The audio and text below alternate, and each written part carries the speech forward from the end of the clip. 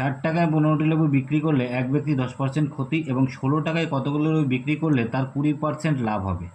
এই ধরনের অঙ্ক করতে গেলে এখানে যে 16 টাকায় আছে সেটা আমরা 16 টাকায় বের না করে 60 টাকায় বের করবো। 60 টাকায় বিক্রি করলে 10% ক্ষতি। তাহলে প্রথমে আমরা 15 টাকায় 15টি লেবু বিক্রি করলে কয় পার্সেন্ট ক্ষতি? 10% ক্ষতি মানে 90। আর 20% লাভ মানে কত? 120।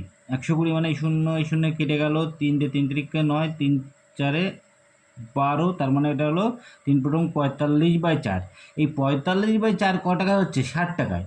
45/4 হচ্ছে 60 টাকায়। তাহলে 60 টাকায় হয় 45/4, একে নিশ্চয়ই কম হবে, 45/4 গুণ 60, আর 16তে নিশ্চয়ই বেশি হবে। তাহলে বেশি হলে কী হয়? গুণ হয়। 45 গুণ 16, নিচে 4 গুণ 60, 4 4-এ 16, আর 4 দিয়ে 4 15, 60, 3 15 45, তাহলে কত হবে? 3।